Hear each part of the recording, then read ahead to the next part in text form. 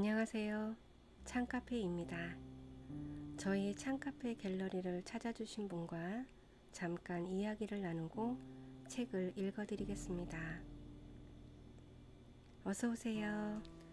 안녕하세요. 반갑습니다. 이쪽으로 앉으세요.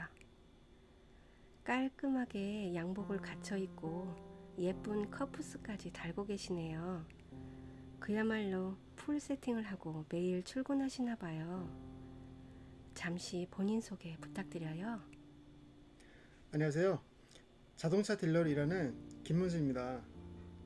저는 20년 가까이 자동차 판매업에서 쭉 일했습니다.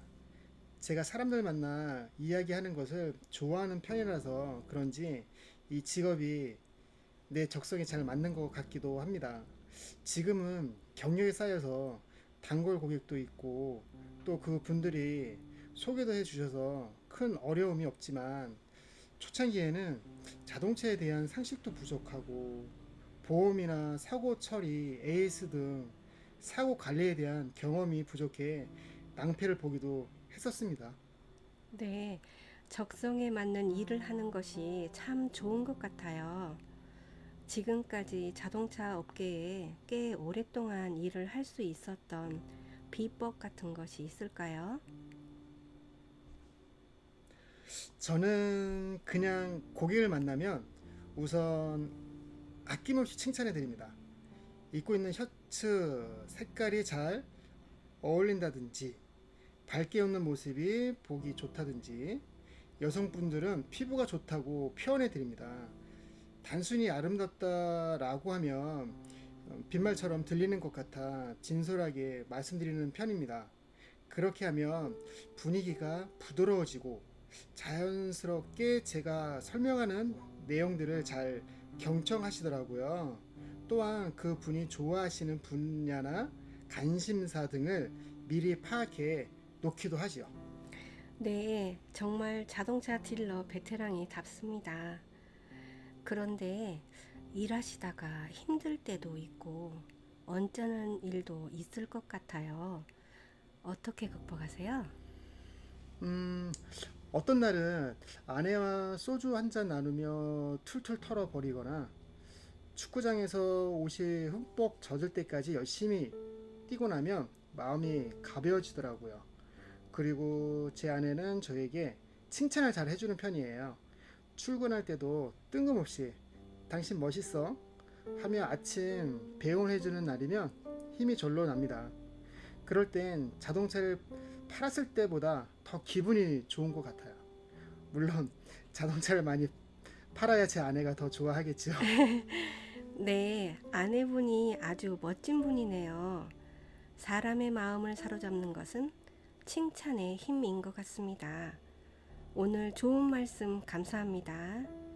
저희 참카페 갤러리에 특별히 방문해주신 자동차 딜러 김문수 팀장님과 함께 했습니다.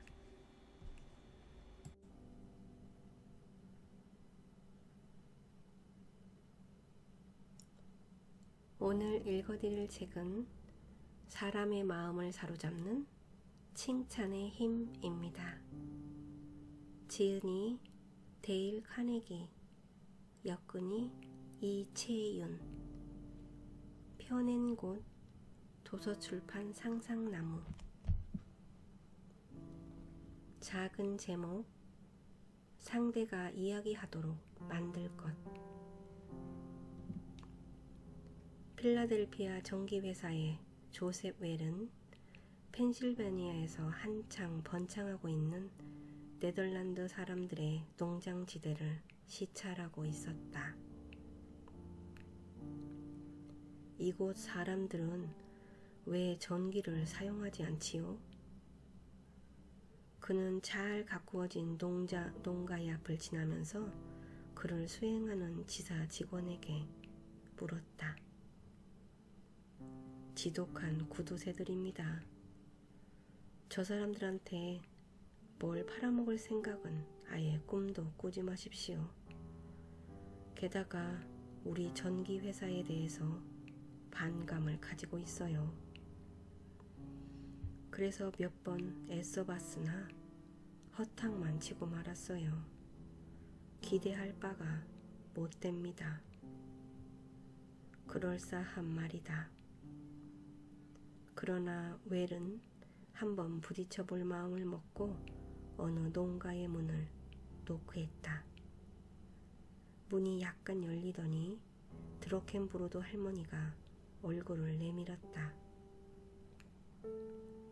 그녀는 우리가 전기회사 직원이라는 것을 발견하자 우리 앞에서 문을 닫아버렸다. 그래서 웰은 또 한 번 노크를 했다. 그러자 할머니가 다시 문을 열더니 이번에는 자기가 우리와 우리 회사에 대해서 어떻게 생각하고 있는가를 털어놓았다. 그래서 나는 이렇게 말했다. 드로켄브로드 부인을 괴롭혀서 대단히 미안하게 생각합니다. 그러나 오늘은 전기를 팔자는 것이 아니고 계란을 좀 사려고 온 것입니다. 그러자 그 할머니는 문을 조금 더 열고는 못 믿겠다는 듯한 표정으로 우리를 바라보았다. 훌륭한 도미니쿠스 종을 기르고 계시는 것을 보았는데 신선한 계란 한 꾸러미만 샀으면 합니다. 내가 이렇게 말하자 문이 조금 더 열리더니 할머니가 다시 말문을 열었다. 우리 집 닭들이 도미니쿠스 종이라는 것을 어떻게 아셨죠? 할머니의 이 물음에는 호기심이 고개를 쳐들고 있는 것이 역력히 보였다. 실은 나도 닭을 키우고 있는데 대개 닭보다 더 훌륭한 도미니쿠스 종은 일찍이 본 적이 없습니다.